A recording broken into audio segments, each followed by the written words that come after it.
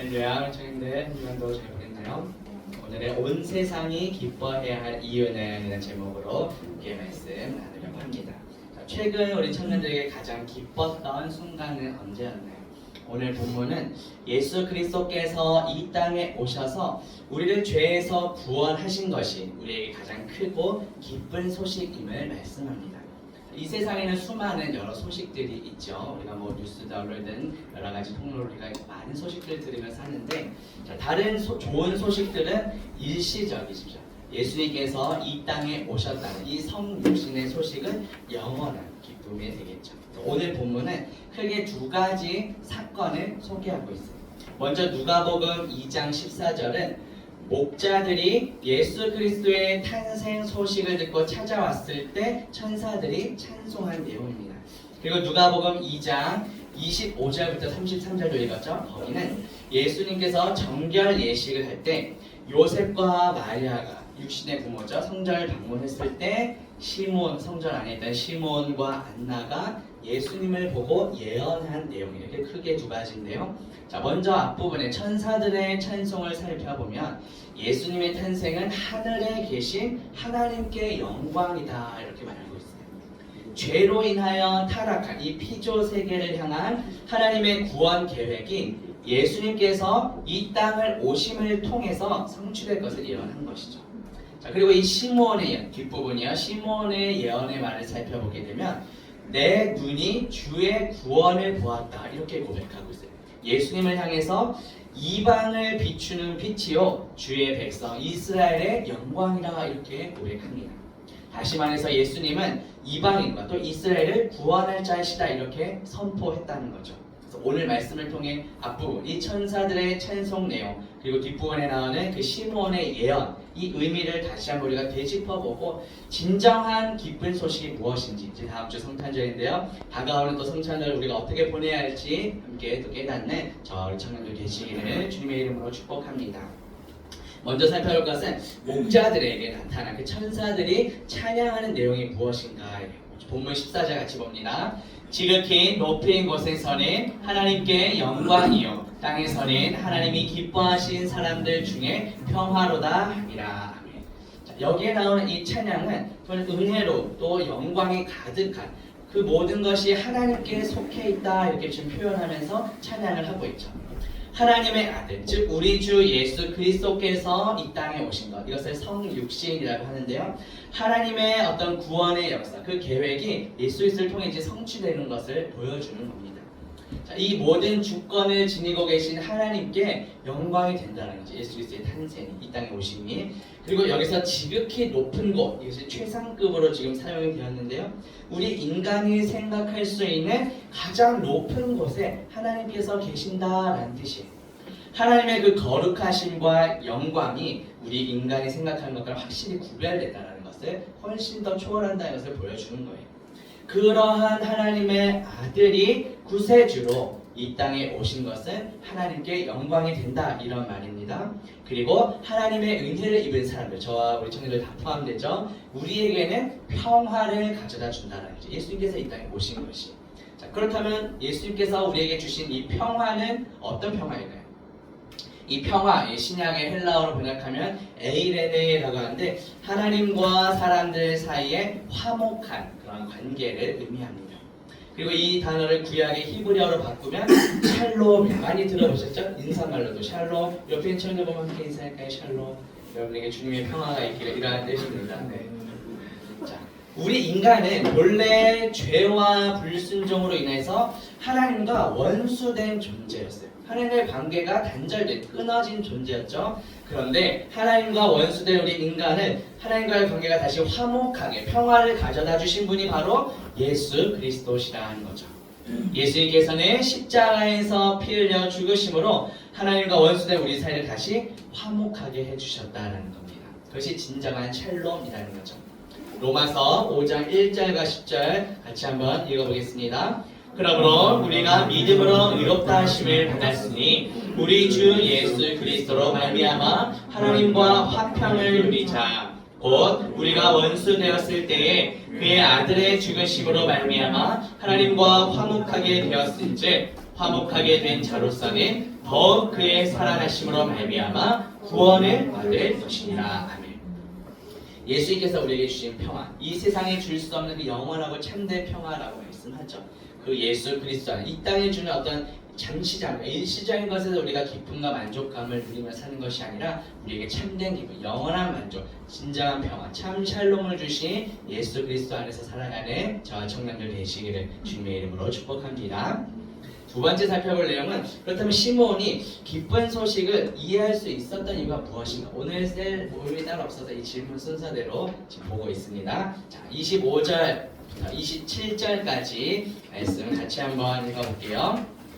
예루살렘에 시므온이라 하는 사람, 이 사람은 의롭고 경건하여 이스라엘의 위로를 기다리는 자라. 성령이 그 위에 계시더라. 그가 주의 그리스도를 보기 전에는 죽지 아니하리라 하는 성령의 지시를 받았더니 성령의 감동으로 성전에 들어가매 마침 부모가 율법의 관례대로 행하고자 하여 그 아기 예수를 데리고 오는지라. 자, 이제 시몬이라고 하는 한 사람이 등장을 하게 되죠. 경건하고 의로운 사람, 이 시몬이 예루살렘이라고 하는 이 거룩한 도시를 떠나지 않고 계속해서 그곳에서 지내왔어요. 자, 여기서 의롭다라는 것은 하나님과 사람의 법을 잘 지킨다, 정직하다라는 뜻이에요. 자, 물론 이 단어가 나는 완전히 무죄, 죄가 없어 이런 뜻은 아니에요. 왜냐하면 죄가 없으신 분은 예수님 한 분밖에 없죠. 우리는 다 죄인이잖아요. 자, 그런데 하나님의 뜻을 그렇게 정직하게 합당하게 살아왔다 그래서 의인이라고 표현을 한 겁니다. 그래서 경건하다라는 것은 어떤 종교적인 의무에 투철한, 헌신되어 있는 이라는 뜻이에요. 그래서 하나님을 경외하는 경건한 태도를 지녔다. 시몬을 이렇게 지금 소개하고 있습니다. 이렇게 의롭고 경건한 시몬이 무엇을 기다렸다고 하죠? 이스라엘의 위로를 기다리고 있었어요.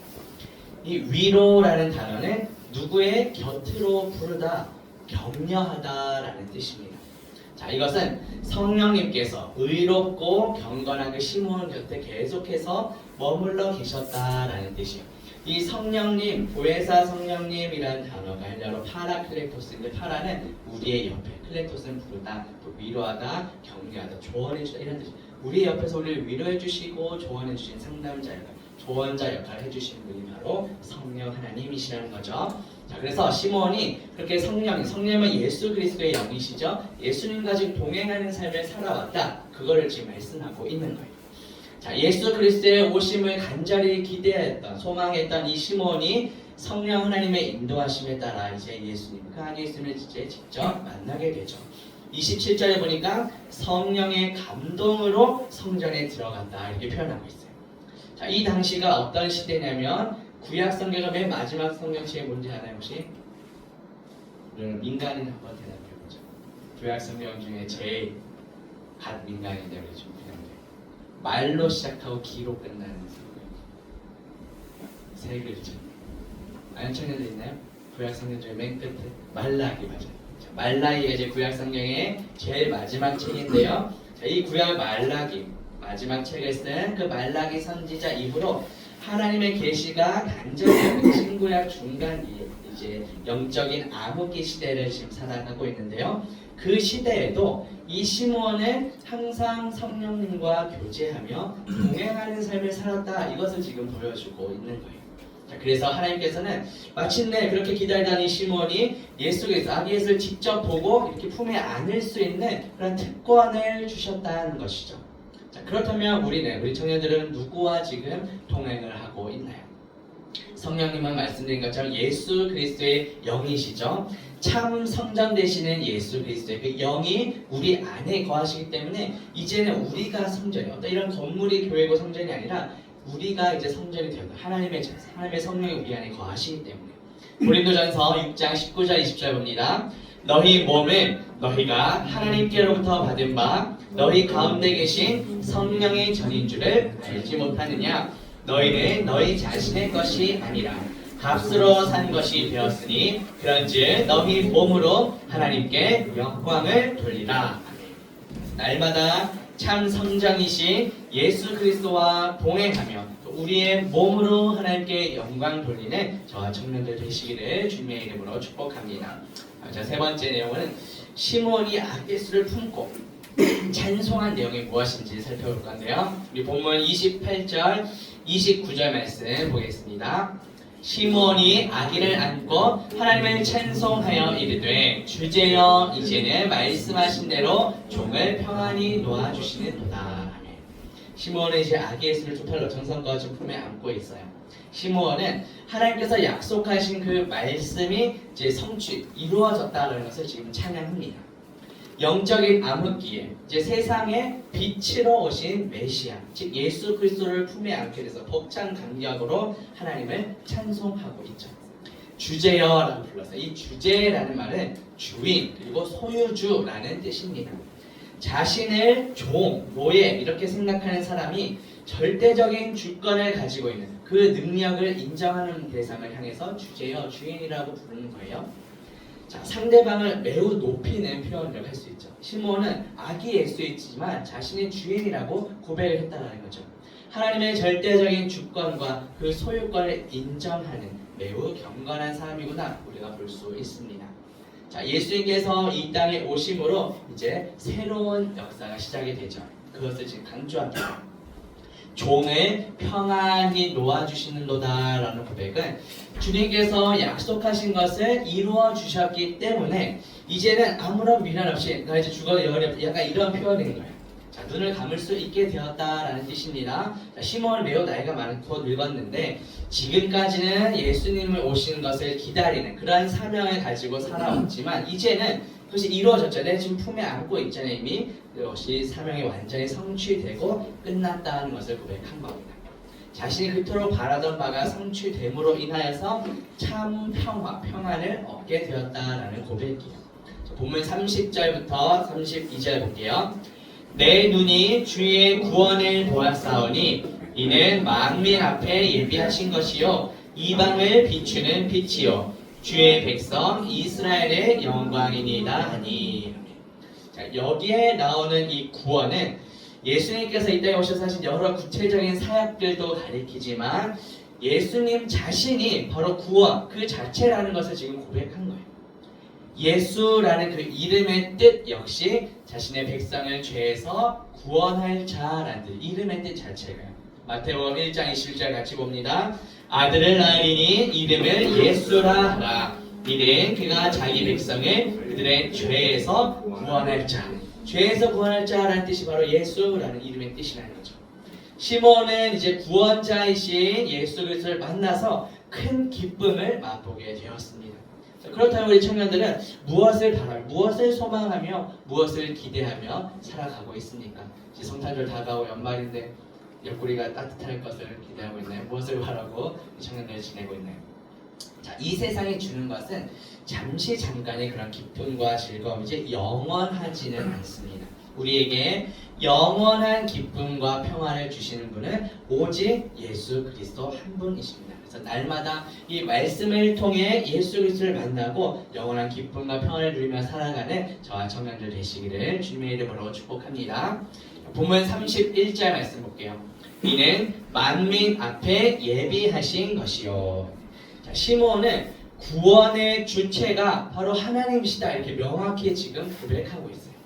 메시아로 오신 그 아기 예수를 바라보면서 예수 그리스도를 통한 예수 그리스도로 인한 구원의 은혜, 그것이 어떤 유대인만, 유대 민족만이 아니라 만민, 흑암에 쌓여있는 모든 민족에게까지 그 예수님의 구원의 은혜가 미칠 것이다. 이것을 지금 선포한 거죠. 자, 이 누가복음을 누가 썼을까요? 제가 답을 말했는데요. 네, 누가가 썼죠. 누가복음을 누가가 썼는데요. 자, 이 누가복음을 기록한 누가는 자, 오늘 본문에서 이 시몬이라고 하는 이 어떤 한 노인, 어르신의 그 성령 충만한 이 찬양, 이것을 통해서 아기 예수가 지금 구약에서 이미 예언한 구약에서 약속하신 메시아다라는 것을 지금 기록한 겁니다.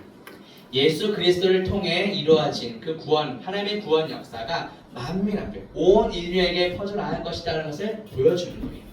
자, 그렇다면 우리 청년들 혹시 이 구원이라는 것을 떠올려 봤을 때 혹시 너무 좁고 편협한 시각을 내가 나도 모르게 가지고 있는지 아는지 돌아보면 좋겠어요. 옆에 청년들 한번 볼까요? 겉모습만 보고 이 청년은 구원받을 수 없을까요? 내가 혹시나 판단했다거나 이것을 내가 주체로 판단할 수 없는 부분, 우리의 겉모습을, 우리의 어떤 열심히 섬긴다고 해서 하고 이런 어떤 행위가 우리의 구원에 영향을 미치는 것은 아니죠. 사실 우리도 다 이방 죄인들이었습니다. 그런데 우리의 어떤 자격과는 전혀 상관없이 예수 그리스도의 그 구원의 은혜가 우리 모두에게 값없이 선물로 주어졌다는 거죠.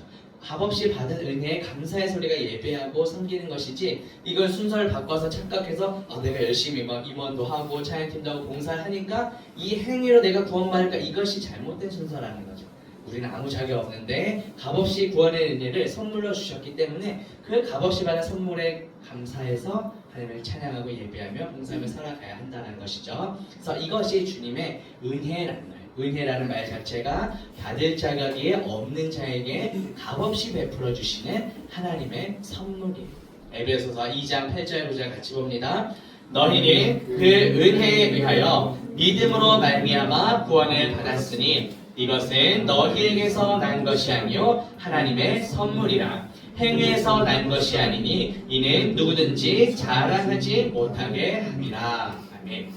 만약에 어떤 우리의 노력, 우리의 행위로 우리가 구원을 받는 것이라면 저를 포함해서 우리 모두가 구원받을 사람이 한 사람도 없겠죠. 하나님께서는 누구든지 자신의 행위를 자랑하지 못하게 하기 위해 오직 은혜로 값없이 선물로 베풀어 주셨다는 겁니다. 우리 편에, 인간 편에서는 아무런 값없이 선물로 받았지만 우리 대신 그 모든 값을 치르신 분이 계시죠? 그게 누구십니까? 예로 시작합니다. 그랬으면 이제 그거 지금 생각나요. 누구시죠? 예수님이시죠. 예수님께서 십자가에 설리신 그 핏값으로 우리가 치러야 모든 죄값을 다 이미 치러주셨어요. 우리 대신 모든 값을 다 치르신 거 우리는 그냥 거저 받았다는 것. 이것이 은혜라는 거죠. 십자가에서 흘리신 그 핏값으로 우리를 사셨기 때문에 이제는 내가 왕되고 내가 주인된 삶을 살아가는 것이 아니라 우리를 핏값 주고 사신 예수 그리스도께서 주인 되시는 삶을 우리가 이제 살아가야 합니다. 나의 죄를 위해 이 땅에 오셔서 십자가를 지시고 우리를 구원하신 그 예수 그리스도의 은혜에 감사하며 살아가는 저와 청년들 되시기를 주님의 이름으로 축복합니다. 자, 본문 마지막 32절 볼게요. 이방을 비추는 빛이요 주의 백성 이스라엘의 영광이니이다. 아멘. 자, 이방을 비추는 빛, 이것을 직역하면 이방인들의 계시를 위한 빛이라는 뜻이에요. 계시라는 것은 감춰진 것을 열어서 보여준다라는 겁니다. 자, 예수님께서는 제자들에게 너희는 모든 민족에게 가서 제자를 삼으라고 명령하셨어요. 자, 본문에 나오는 이 이방은 모두 예수 그리스도의 그 구원의 복음을 듣고 예수 그리스도의 제자가 되어야 할 그 모든 민족들, 이방인들을 다 가리키는 거예요. 비춘다라는 것이 이제 계시라고 번역할 수 있는데요. 감추어진 것을 열어서 보이다, 알려주다라는 뜻이에요. 다시 말해서 예수 그리스도는 이방인들에게, 즉 우리 모두에게 하나님의 구원이 무엇인지를 보여주고 비추어 주시는, 알려주시는 빛과 같은 존재이시라는 거죠. 이사야 49장 6절에 보면 내가 또 너를 이방의 빛으로 삼아 나의 구원을 베풀어서 땅 끝까지 이르게 하리라고 말씀해요. 예수님께서 오셔서 이 말씀을 성취하셨죠. 그리고 요한복음 8장 12절에 보면 나는 세상의 빛이니 나를 따르는 자는 어둠에 다니지 아니하고 생명의 빛을 얻으리라고 말씀하세요. 예수님께서 이 땅에 오심으로 유대인뿐만 아니라 세계 만방을 향해서 모든 이방인들, 만민, 모든 민족들에게 구원의 빛이 비추게 됐다라는 것이죠. 그래서 예수 그리스도는 이방인들에게 하나님의 계시를 비추는 빛으로 이 땅에 오셨다는 겁니다. 그뿐만 아니라 이미 하나님의 백성으로 여겨졌던 선민, 선택받은 백성으로 했던 그 이스라엘 민족에게도 영광의 빛이 되어주셨다는 거죠. 시므온은, 아기 예수를 품에 안은 이 시므온은 이스라엘 전체를 대표합니다. 이것은 이스라엘을 통해서 구원자가 왔다는 것을 의미하는 거예요. 빛이신 예수 그리스도께서는 이미 하나님의 계시를 받은 이스라엘에게는 영광스러운 존재시라는 거죠. 그리고 이제 아직 어둠 가운데 있는 이방인들에게는 하나님의 누구인지 구원의 빛을 비추는, 드러내주는, 알려주시는 계시가 되신다는 거죠. 이 땅에 빛으로 오신 예수 그리스도께서는 이제 저와 여러분들 향해 너희가 세상의 빛이다. 휴일 형제, 하나님이 세상의 빛입니다. 이렇게 알려주셨어요. 자, 마태복음 5장 14절 16절 같이 볼게요. 너희는 세상의 빛이라. 산 위에 있는 동네가 숨겨지지 못할 것이요. 이같이 너희 빛이 사람 앞에 비치게 하여 그들로 너희 착한 행실을 보고 하늘에 계신 너희 아버지께 영광을 돌리게 하라고 말씀합니다. 아마 이제 못 들은 청년들이 있을 텐데 지난주, 오늘 말고 지난주에 난예배 설교 중에 담임선생님께서 우리는 우리의 어떤 타고난 성품이 아니라 예수 그리스도의 인격과 성품으로 증인의 삶을 감당해야 한다라는 말씀을 해주셨어요. 우리의 좋은 성품이든 나쁜 성품이든 모두 우리 옛사람이 속한 것은 다 예수 그리스도에 못 박고 이미 종결되었고 이제는 우리 안에 살아서 역사하시는 예수 그리스도의 그 인격과 성품으로 맡겨주신 사명을 감당해야 한다는 것이죠. 그렇기 때문에 이 마태복음 5장에서 말하는 이 착한 행실도 아까 우리의 행위로 구원받는 것이 아니라고 했잖아요. 그러니까 나의 어떤 착한 성격, 착한 말투 이걸로 하는 것이 아니라 이제는 그 모든 착한 성품이든 좋은 나쁜 성품이든 다 예수 그리스도의 십자가에 못 박고 이제는 우리 안에 살아 역사하신 예수 그리스도의 빛을 비추는 그것이 이제 착한 행실로 나타나야 한다는 것이죠.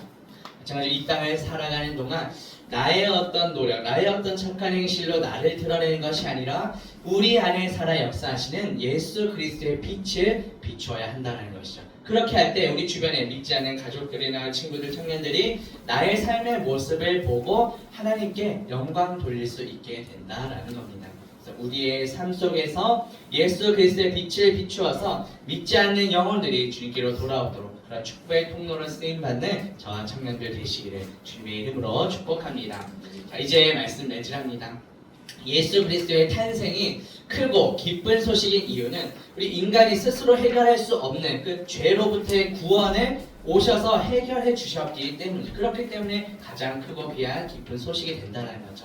그래서 우리 청년들은 무엇 때문에 지금 성탄절을 기다리고 있습니까?